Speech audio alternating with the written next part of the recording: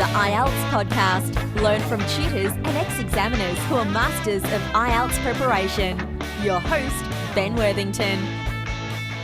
Hello there, IELTS students. In this tutorial, we are looking at IELTS skills for the listening test. In particular, or specifically, we're looking at targeting and anticipating.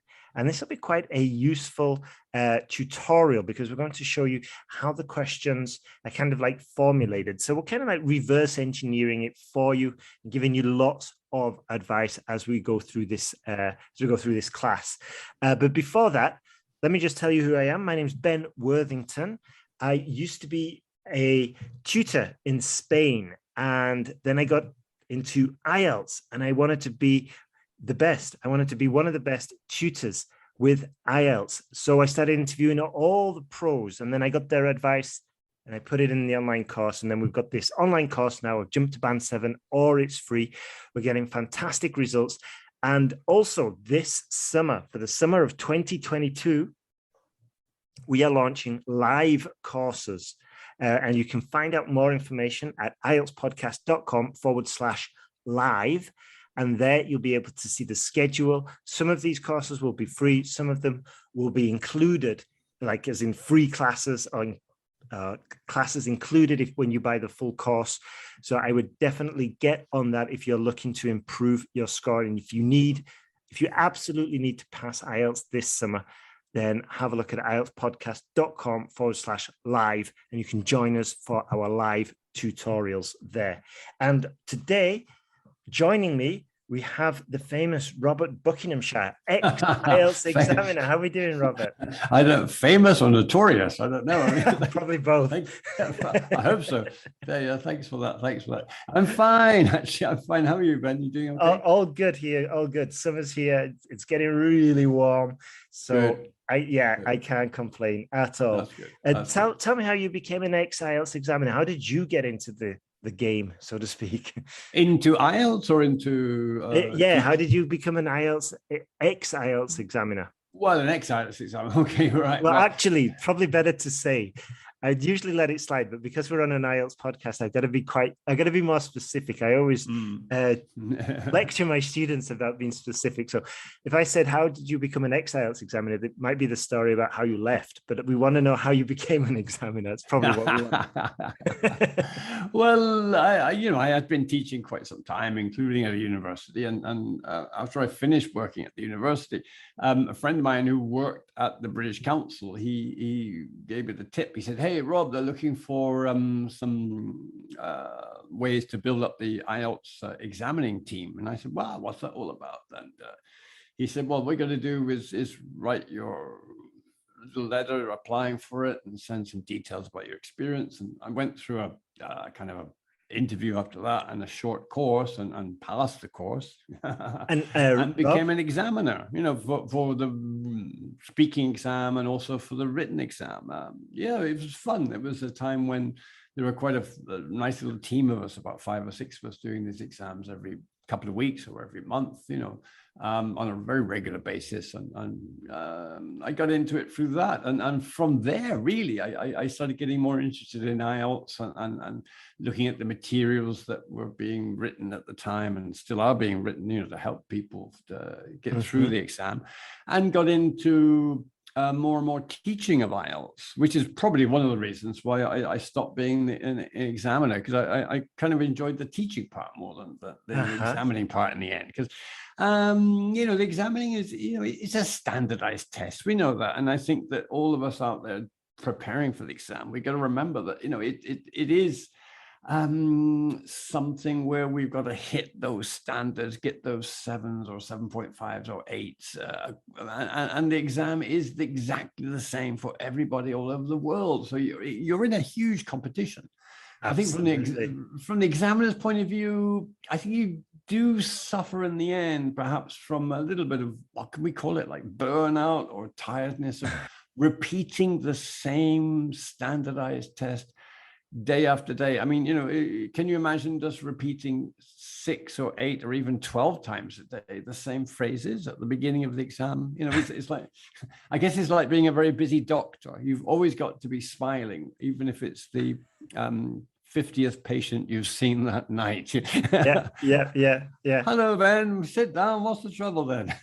You know, thinking, God, I've been working for 12 hours. I'm tired. So I thought it was the time to pull out and get more into the teaching side, using this, you know, what I've learned actually from being an examiner into helping people prepare better for the test itself. Interesting. And just one last question before we jump into it. Yeah. What interested you, or what pulled you? You said your friend said, hey, they're looking for examiners. Yeah. And you were like, oh, what's this? And then once you dug deeper, what kind of like pulled you in? What got you really interested? Well, years before that, I was an examiner here with the British Council for the old Cambridge exams. Remember those things that they used to be in the old days, the good old days? These exams still exist, but nobody takes them, I think. What they call the Cambridge First Certificate exam, which would be and the Cambridge Proficiency exam. I mean, really, in the old days, the proficiency exam also included, and I applauded that at its time, and I still do today, an optional exam on English literature. But of course, times have changed in the sense that, for one reason or another, English is now the world language which is used in business, in academic life, and in science and technology.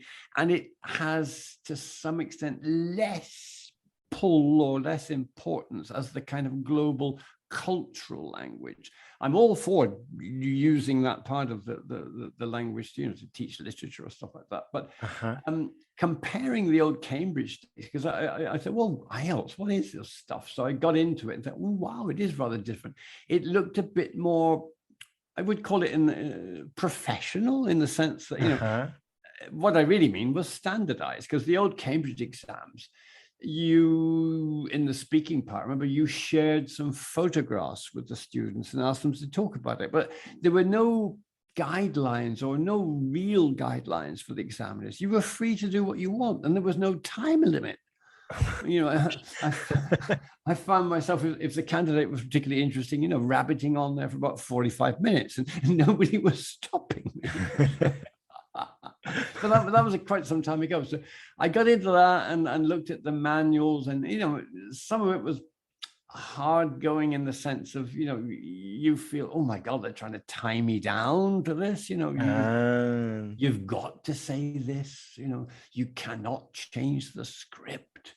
Right. Okay. This is the push towards the standardization, isn't it? Absolutely. Yeah. But, you know, as an examiner and you know, in general, as a person, I hope. I mean, I always think that, you know, yes, there are rules, we need rules, but in between the lines, in between that, let's have some fun and let's be creative and make the most of our time here as examiners, as students, or whatever on this earth, in order to, you know, play with the standardized rules, but also learn things from them. So, you know, yes. I probably broke the rules too many times. Don't say that. Don't say that. Okay, moving swiftly on. Yes. Okay.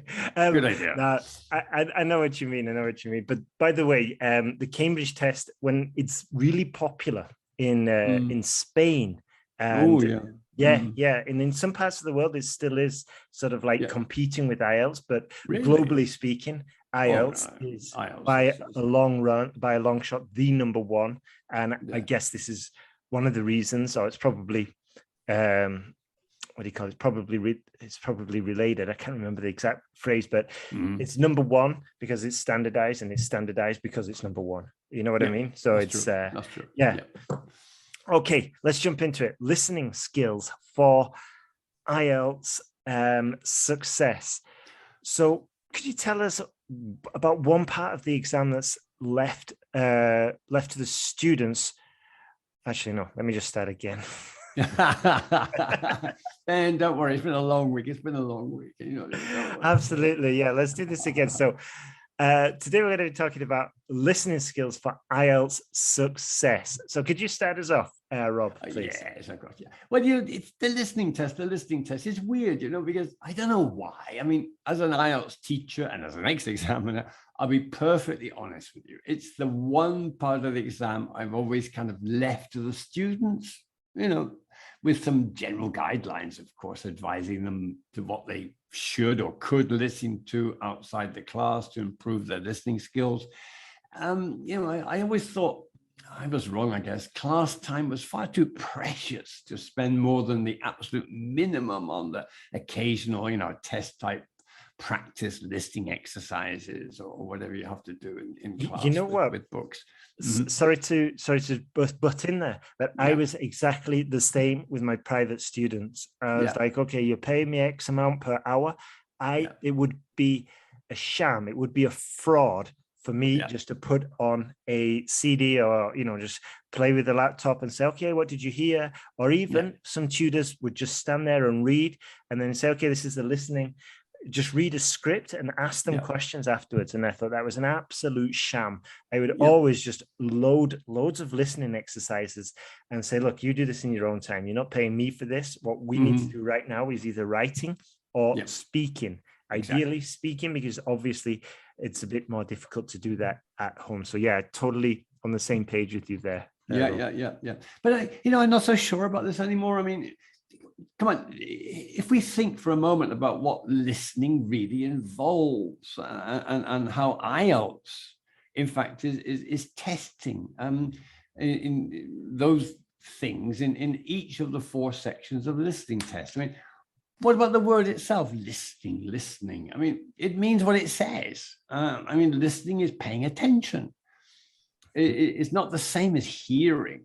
I mean, when we come into contact with any other language, we first hear it as a kind of noise. The sounds are, indistinguishable, wah.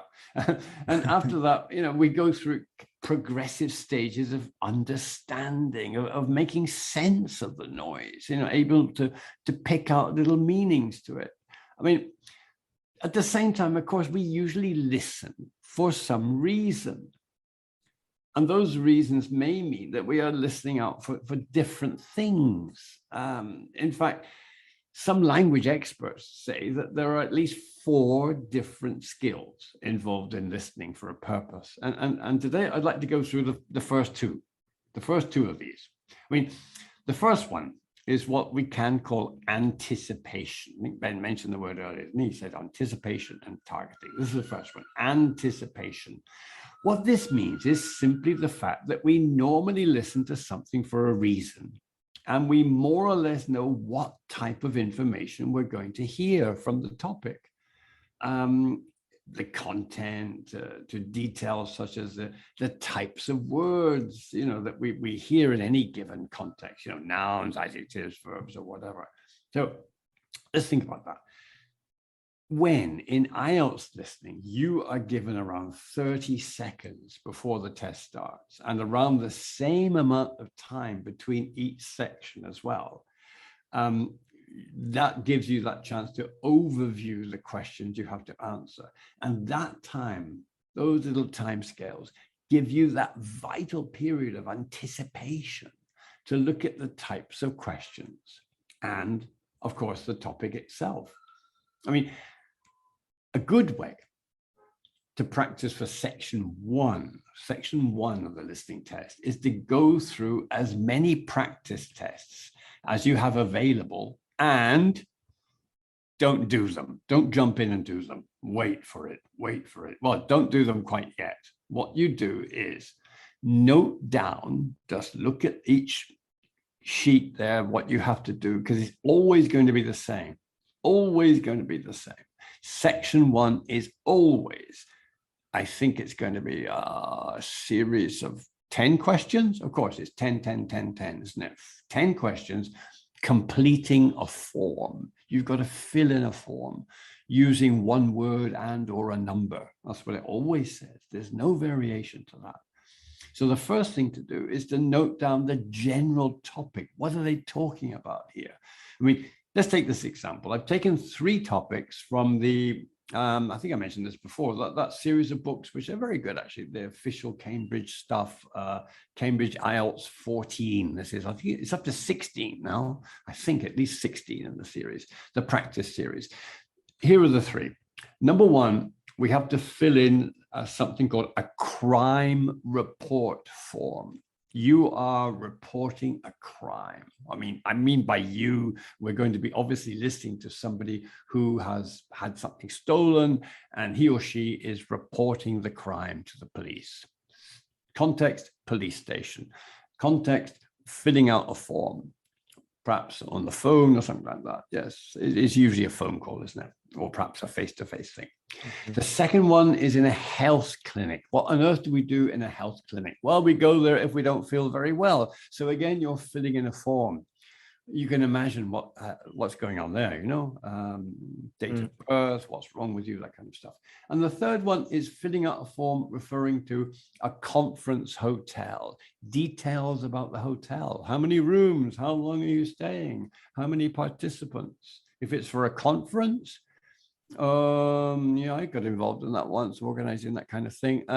What about the room we're going to use for the talks? Does it have good or acoustics and stuff like that, So we know then that section 1 is always a question of completing a form. And with these 3 general topic headings, we can note down, you can do it by yourself or in your little study groups, pairs, small groups, whatever. 2 heads are better than 1, perhaps. A list of possible information and vocabulary that we can anticipate in each. For example, the crime report form. This is what I noted down. Details of an item or items stolen. It was my phone, my mobile phone, for example. Or the amount of cash stolen. Well, I don't have very much cash. Let's say they stole $50. Description of the thief. I'll give you a short description of Ben. No, I won't. No. I was just about to say had a Liverpudlian accent. That was yes. You beat me to it. You put me in there.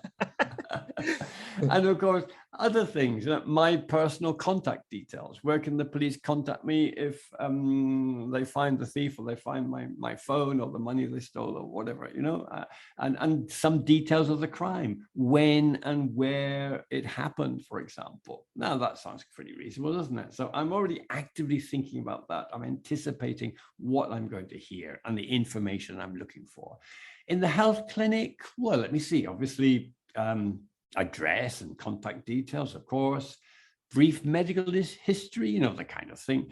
Have you ever had any of these illnesses before? No. Sometimes yes, never, whatever. Details of my problem. Well, doctor, I've got a pain in my back. Oh my God, whatever. Perhaps details of my insurance company. Do you have health insurance? Or maybe, I don't know.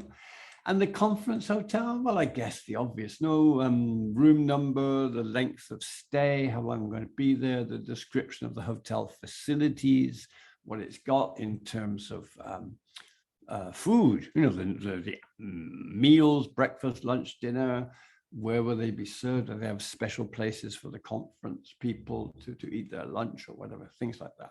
So from there, we could develop in our preparation time, our own possible questions and answers for our crime report form. We're not doing the test. We're thinking of perhaps from the point of view of the examiner. We're thinking the other way around, aren't we? What would the examiner be interested in finding out here? For example, the description of the suspect in the crime report form. I've got some details, early 20s. Quite tall with short something hair. What am I looking for there? It's going to be probably an adjective describing color, isn't it? Possible answer, hair color. Possible answers, brown, black, blonde. If it's just one word. Yeah, okay, quite tall with short brown hair. Okay, quite tall with short white hair, gray hair. He was a pensioner, it was an old man hit me. So, you know, I think, you know, building up a kind of collection of possible topics, you know, anticipating what type of information would be included is a very worthwhile exercise. It's like putting ourselves in the scene, becoming part of it. And that makes any listening we do afterwards so much more realistic. And in fact, that is exactly what they're trying to do really in listening part one. I mean, I know that you are, you know, listening to, let's say, somebody reporting a crime, and one person you hear is the person who has been affected, and the other one, the police officer. But looking at from the information that we're hearing, you are probably going to be like the police officer. Can you tell me your full name, please? Yes, it's that. Oh, can you spell that for me, please? And then they spell out the name. So you are the police officer. So, all right, that is sort of semi-realistic. We are not police officers, or at least maybe somebody out there preparing for IELTS is a police officer. But at the same time, it tries to put us in a realistic situation. Yeah, and just one other thing. While you're doing this, I mean, you can do it, as Rob said, in groups or on your own, but getting yourself in the zone and then warming up. The same happens with me with speaking, for example. With speaking another language, it takes a while to warm up that kind of engine. And I say this to students going into the speaking exam. Don't go in there having not spoken for the last few days. Going there as fresh as possible, having just finished a whole conversation, you know, the evening before or even the same morning. Go in there with your sort of like language motor warmed up and ready. And also, it's not just sort of like warming it up, it's the skill of warming it up and getting it warm. And the more often you do it, the better obviously you get at warming up this engine faster.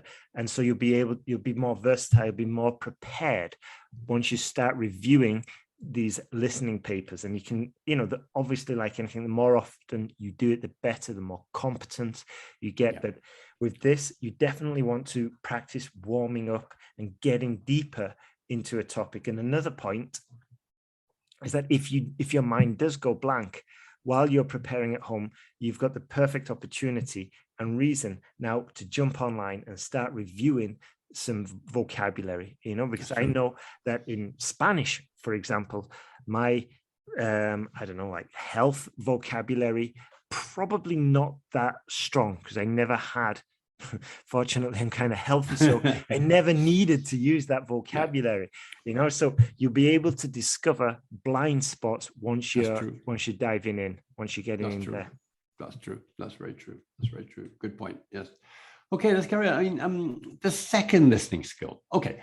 I think this one applies to section 1 and section 2. I'm not trying to, you know, say section 1, section 2, section 3, section 4. I'm not saying, you know, it's very obvious like that. These things mix. I mean, listening is, we can look at it in terms of different skills, but they're always, you know, we join together, they merge, they flow together as one thing. But more often than not, in sections 1 and sections 2, you will have to listen out for specific information. I mean, little pieces of information, data such as a flight number, the number of a hotel room, phone numbers, the spelling of names and addresses, as well as, you know, as amounts and dates, you know, that kind of stuff. And when does the course start? You said, well, it starts on Monday. No, sorry, no, it starts on Wednesday the 7th.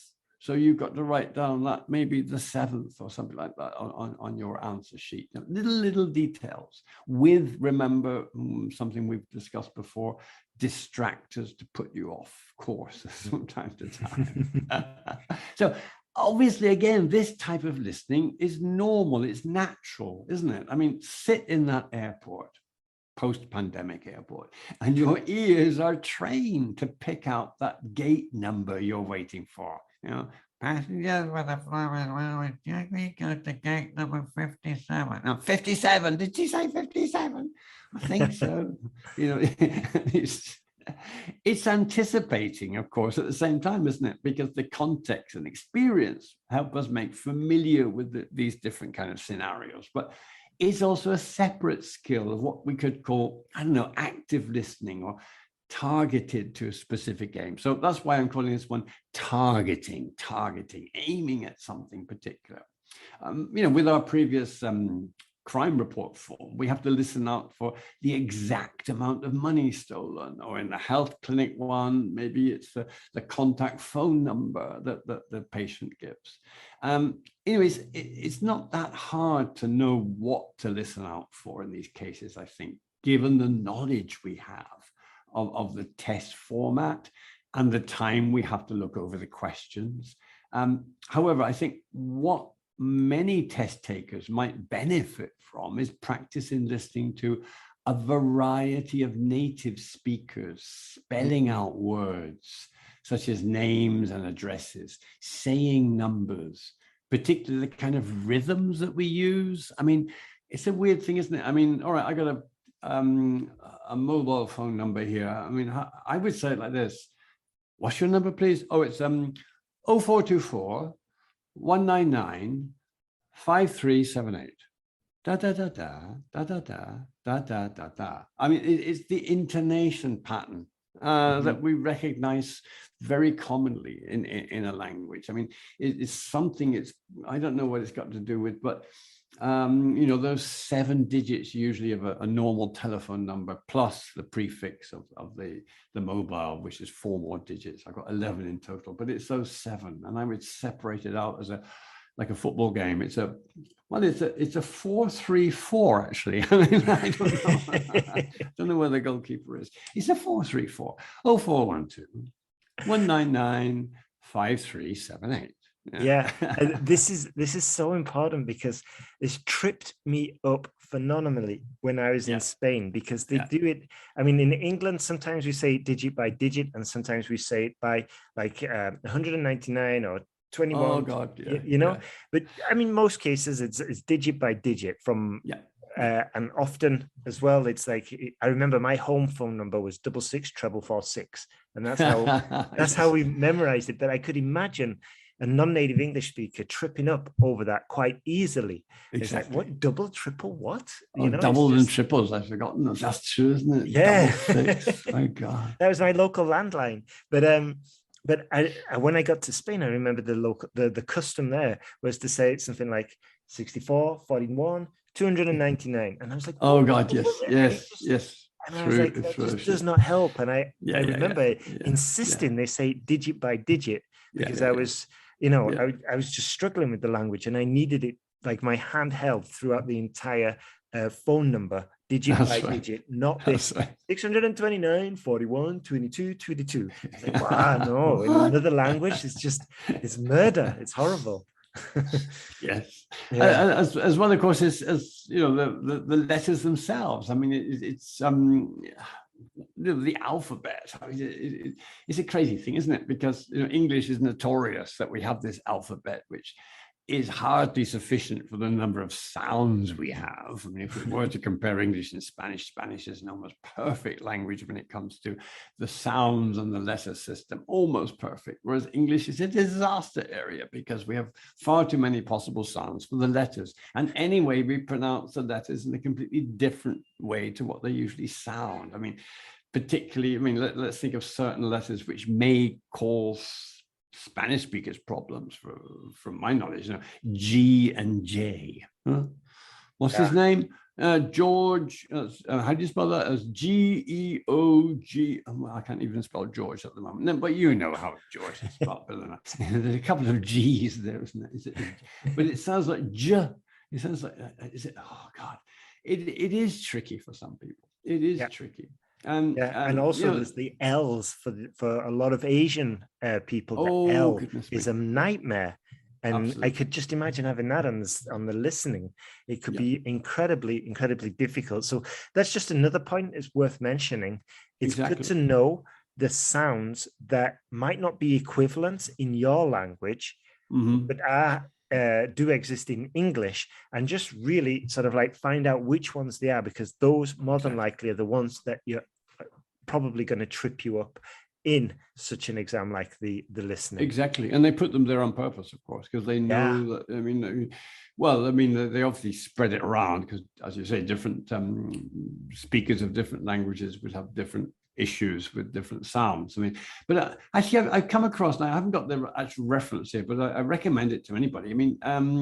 It's a weird old exercise that nobody does anymore, but it really does work.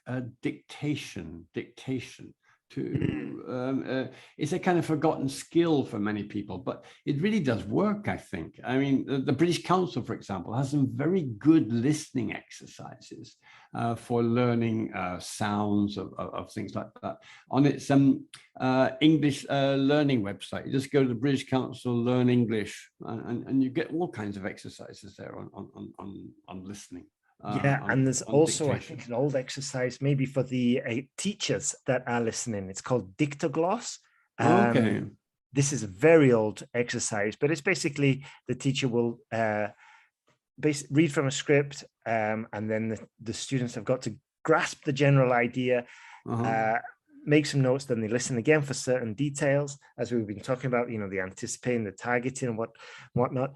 I can't go into it right now. Be best just searching, but it's an old practice, but it was very practical. And another technique I strongly recommend is transcribing, because when you're transcribing, you're associating the words with the sounds, and you're combining the writing, the listening all together, which is a valuable skill, especially for the IELTS exam.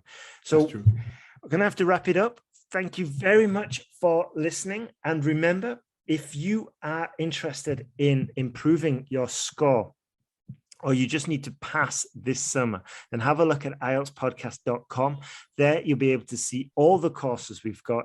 And if you're interested as well, we're also doing live trainings throughout the summer of 2022. So have a look at IELTSPodcast.com/live. LIVE, and there you'll be able to find a ton of resources. So thank you very much for listening, and have a great day.